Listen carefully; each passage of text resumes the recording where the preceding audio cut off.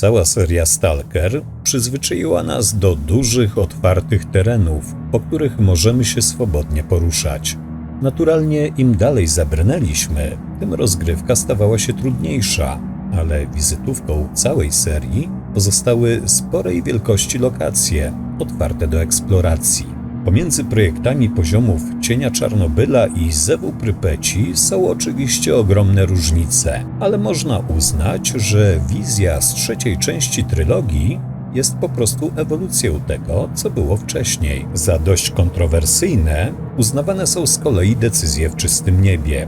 Do czasu dotarcia do Czerwonego Lasu mamy do czynienia z produkcją dość podobną w swojej strukturze do poprzedniej odsłony, jednak w dużo większym stopniu nastawioną na walkę. Zakończenie spraw w lesie i przejście do Limańska jest jak przejście do innej gry. Od tego momentu Stalker staje się wręcz korytarzową strzelanką z oskryptowanymi wymianami ognia i pozostaje nią aż do napisów końcowych. Zdecydowanie najbardziej widać to przy opuszczonym szpitalu, który odwiedzamy tuż po Limańsku.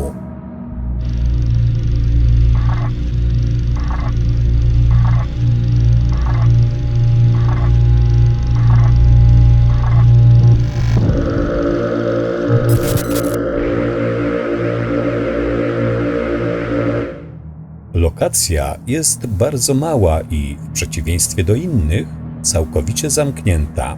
Nie ma tutaj otwartego terenu, a ten, na którym się poruszamy, ograniczają dodatkowo liczne anomalie oraz wszechobecni wrogowie.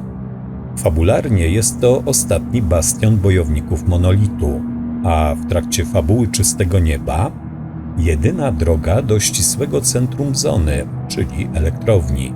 Sam budynek jest praktycznie doszczętnie zniszczony.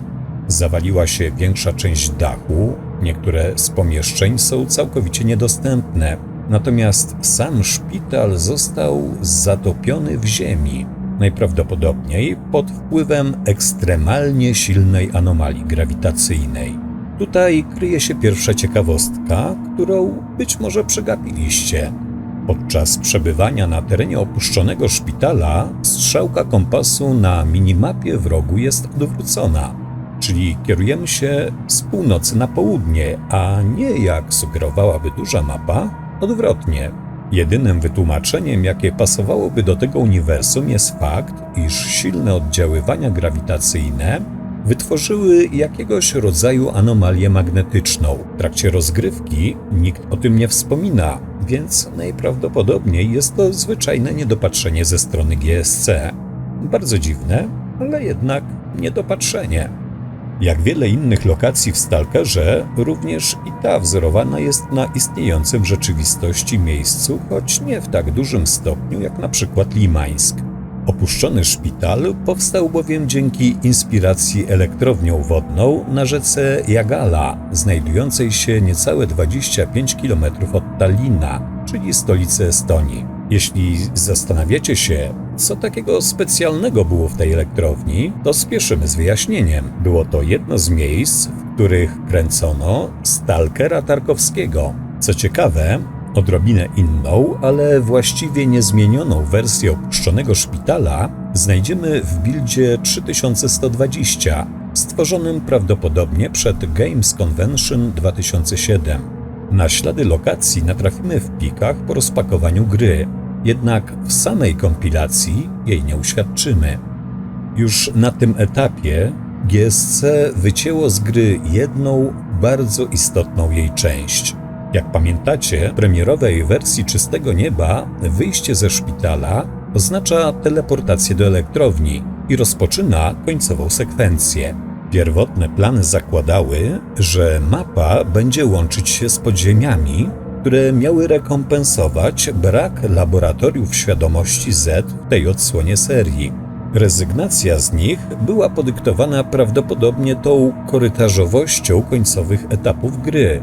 Przepastne katakumby i drastyczne zwolnienie akcji nie pasowały na tym etapie do rozgrywki. Na początku prac nad Czystym Niebem podziemia te określano mianem Demo Level 02. Tak, podpisany jest pierwszy znany nam koncept, Do 2007 roku przewijają się także nazwy Węzeł oraz Katakumby 2. Natomiast w dokumencie projektowym opisującym główne założenia pojawiają się dwa bliźniacze określenia: Piechno-Kapiście oraz Kapiście.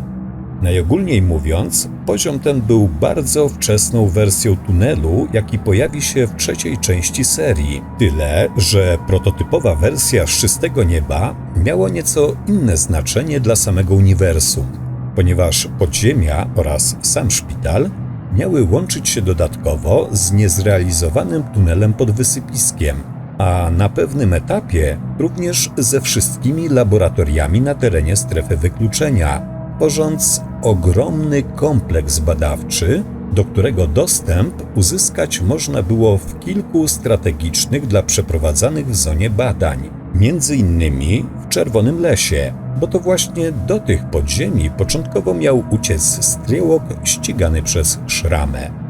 Generalnie system tuneli pod zoną miał być wykorzystywany do transportu towarów, ludzi i obiektów eksperymentów pomiędzy placówkami Świadomości Z, podczas gdy sama elektrownia pełniła rolę przykrywki. W podziemiach prawie bez przerwy spotkać można było wielu naukowców, ale również wojskowych. W trakcie drugiej awarii, która dała początek strefie anomalnej, większość z przebywającego pod ziemią personelu umarła.